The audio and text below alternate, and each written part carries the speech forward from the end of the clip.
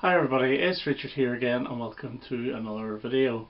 Now a couple of days ago I put up a poll in the community tab asking whether I should do my top 10, 15, 20, possibly 30 albums of each year from 1965 up to approximately 1989, and the overwhelming response was yes, go for it.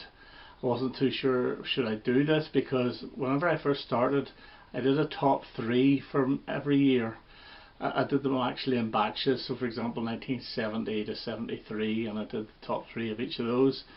But I thought I would expand it and do at least a top 10 depending on the year, so some years may even, as I say, get a top 30. Now I'm going to start with 1965. I'm still not 100% sure whether I'll do this in chronological order or not. I may just pick and choose, but every year will be done. So let's get started. For 1965 it's top 15 albums. And before I show my number 15, I do want to give a shout out to this album here, The Sound of Music, which was a soundtrack, and it's the best selling album of the 60s in the UK. And I absolutely love it, but I'm not going to include it because it is a soundtrack album. But yeah, I really enjoy listening to this, especially on a Sunday. It's a really good album for a Sunday. Okay, number 15 for me, and it was a choice between two, and one of them was Johnny Cash's Orange Blossom Special, which I have in CD but I can't find, so I made my mind up and went for this one, and There Is Only One Roy Orbison. Now I really do like Roy Orbison, I absolutely love his voice. Nobody sings like Roy Orbison, as Bruce Springsteen says. I think people have tried to, but they just can't do it. And you're not going to get anything different on this. All his albums are very similar. They're all like heartbreak ballads with that trembly voice, but it's so beautiful. The highlight of this, or the highlights of this, are Ride Away, which is a single, so a little bit of a cowboy feel to it, and Claudette, the song that he wrote for the Everly Brothers. It was #1 hit for them. But there's other ones like I really like Two of a Kind, I'm in a Blue Blue Mood, and Sugar and Honey. But they're really just a very nice listen, and I guess my number 15. Number 14, and it is the Beach Boys, Summer Days and Summer Nights. And yeah, this is a decent album. It's got a couple of clunkers on it, like I'm never keen of The Girl from New York City, which is the opener. I always thought it was a bad opener, but I love Amusement Parks USA. Yes, it is daft, and it's a reworking of, I think it's Country Fair, from it's either their first or their second album, but I just think it's really, really funny. But you do get the classics on here, like Then I Kissed Her, which is brilliant, Help Me Rhonda, the single version. It's my favourite Beach Boys song, I think, and California Girls, Let 'Em Run Wild, and the brilliant You're So Good to Me. So it's a solid album, and I guess my number 14. Number 13, and it is The Kinks, The Kink Controversy. And it too opens with a poor number, Milk Cow Blues, which is like an R&B song which they were getting away from. This is the album that started to show how good a songwriter Ray Davies was, when you have really great songs like Ring the Bells, I Am Free, and the extremely catchy I'm on an Island. Where Have All the Good Times Gone is a great song, also covered by David Bowie. I do prefer Bowie's version because that was the one I actually heard first. What's in Store for Me with Dave on vocals is very, very good, and the fantastic single Till the End of the Day, which is the last of those sort of Kinks You Really Got Me riff type songs. But yeah, very, very good album, and I guess my number 13. And number 12 for me, and it's the Rolling Stones, Out of Our Heads. And this is the last of what I call their cover albums. Yes, there are a few originals on here, like I'm Free and Gotta Get Away, but I always felt they needed to be sort of worked on a little bit more, but they're still decent songs. You have the Under Assistant West Coast Promotion Man, which is the Nanker Fledge song, which is really the Rolling Stones, which I think is a good sort of bluesy number, but it's catchy. But this album starts off brilliantly with She Said Yeah and Mercy Mercy. She Said Yeah, Paul McCartney covered as well, and Mercy Mercy, Jeff Lynne covered. But the highlight for me of this is That's How Strong My Love Is, which I absolutely love. and I still don't know who Jameson is, and people have said in the comments before in previous videos, and I still haven't looked it up, but it's a really good album. It is the best of those first 3 albums. So Out of Our Heads gets my number 12. At number 11, and we have The Byrds, Turn Turn Turn, and again this is a really good album with the hit single Turn Turn Turn, For Everything There's a Season. I've always liked Oh Susanna. Now people slag that one off because I think it's an Australian folk song, I'm not sure, but I really do like it. I Set You Free This Time is a brilliant Gene Clark song. It Won't Be Wrong is a very good track. It's sort of very Beatlesque, but you get things like Lay Down Your Weary Tune, which I think is maybe a Bob Dylan, right? I'm not sure. He was a friend of mine, certainly he was. It might have been an old traditional song though. Again, I'm not sure with who wrote what. Satisfied Mind, the country track, which Lindsey Buckingham does a fantastic version of, and Bob Dylan does a okay version, I'll put it that way. But yeah, this is a very good album as well. Turn Turn Turn is the Byrds' second album of that year.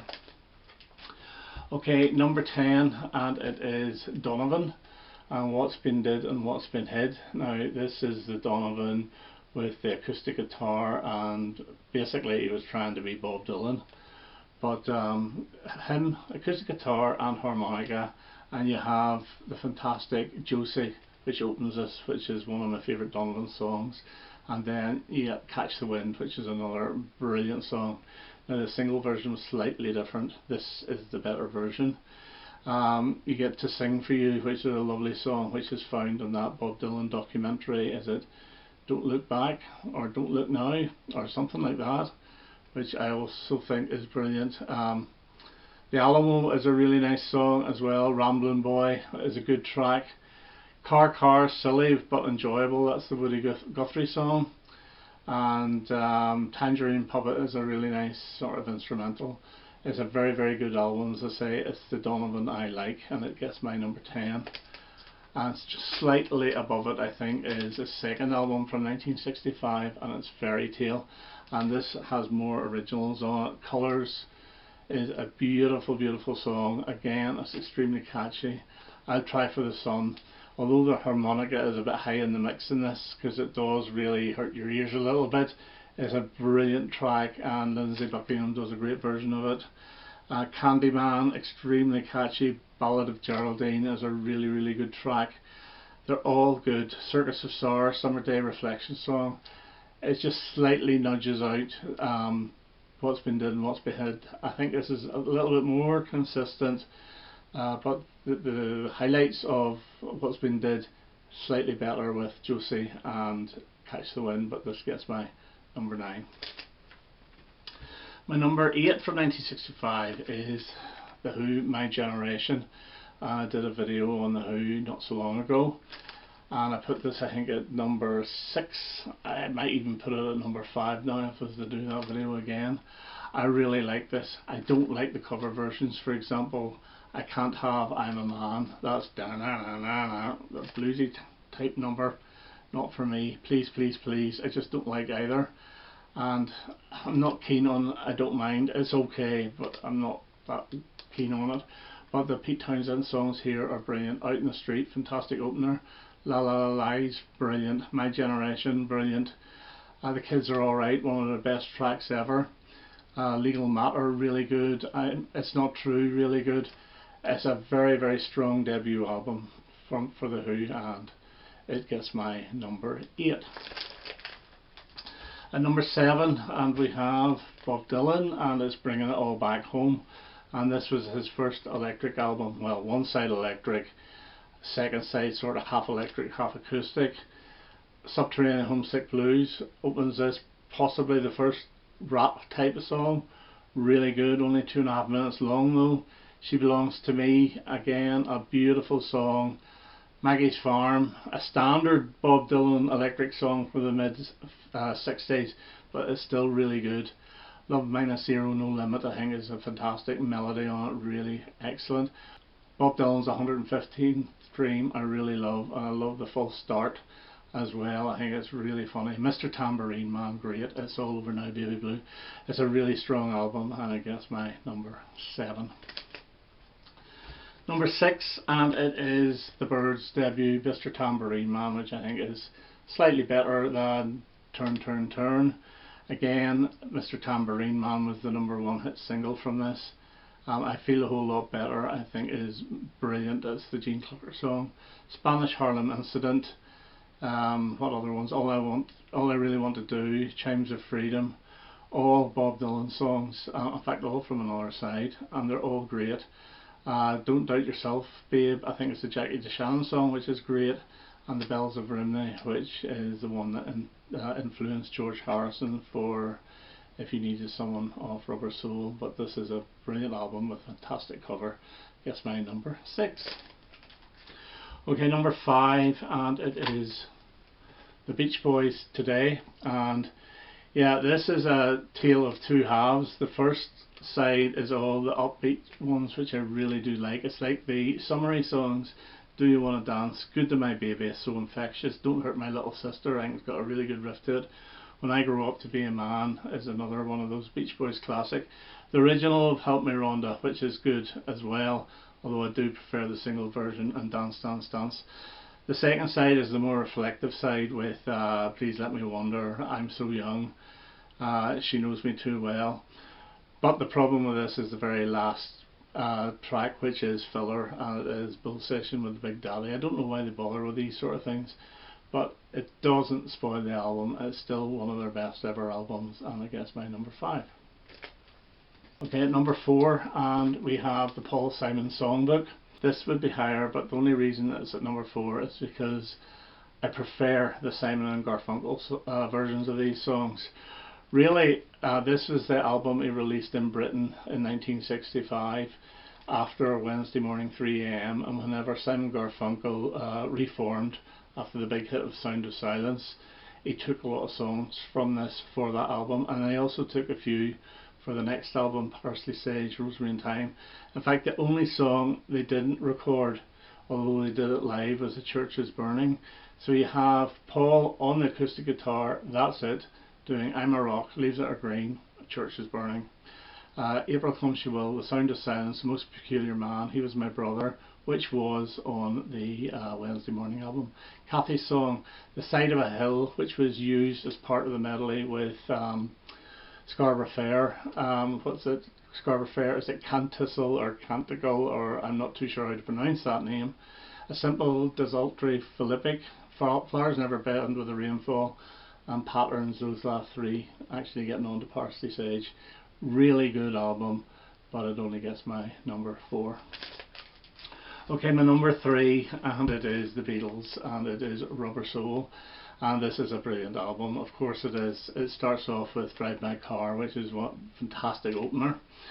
Norwegian Wood, fantastic. You Won't See Me, which is going back a little bit, I think, with them, but I really do enjoy it. I love the backing vocal, the ooh la la's in it.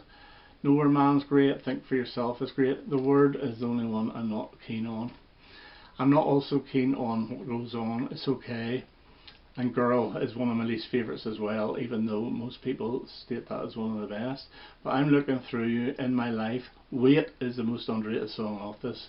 I love the dual vocals of John and Paul. If I Needed Someone, I prefer the other George song, Think For Yourself, and Run For Your Life, I don't mind. Really strong album, and I actually compare this more to the previous album, which is coming up next, than Revolver. So my number 3 is Rubber Soul. And my number 2, and I just slightly prefer this, and it's Help, from 1965, of course, their first album from 65. And incidentally, this was the least selling original Beatles album in the UK, if you take away Yellow Submarine. So from Please Please Me up to including Abbey Road. I don't know about Let It Be, but of the 60s, this was the least selling, and I think it was still the 13th best selling album of the 60s or something like that. Help is the one that I sometimes like and I'm sometimes just sick of. I really like Ticket to Ride, it's one of their better singles. But the Paul songs off here I think are fantastic. I love The Night Before and Another Girl. Yesterday is brilliant, as is I've Just Seen a Face. The John songs are great as well, like It's Only Love. I know he slagged it off, but I think it's a fantastic song. and you've got to hide your love away and you're going to lose that girl. Even though whenever I hear you're going to lose that girl, I'll automatically think of Stars 145 for some reason. Ringo's version of Act Naturally is brilliant, absolutely brilliant, and deserves to be on this. But the most underrated track off this album is Tell Me What You See, which I think is absolutely magnificent. So Beatles Help gets my number 2. Which means my favourite album of 1965, and I don't think it's a big surprise, and it's Bob Dylan's Highway 61 Revisited. Now it starts off with like a Rolling Stone, which I think it shouldn't. For some reason I always think Tombstone Blues would have been the better opener and then going in to like a Rolling Stone, whereas in reality it's the other way around. It Takes a Lot to Laugh at, It Takes a Train to Cry, I think is very, very good.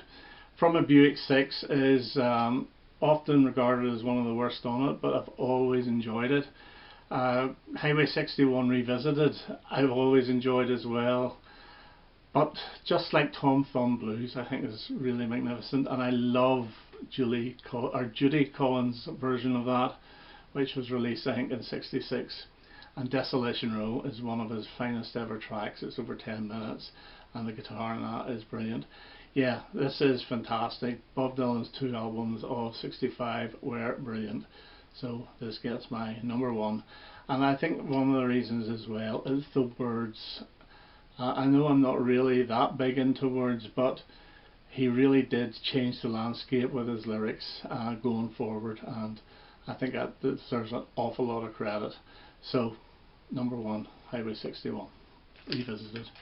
Okay, that's me for now. I hope you enjoyed that. It'll probably be 1966 that I'll do next, but I might mix it up a little bit. So, okay. All the best now. Bye bye.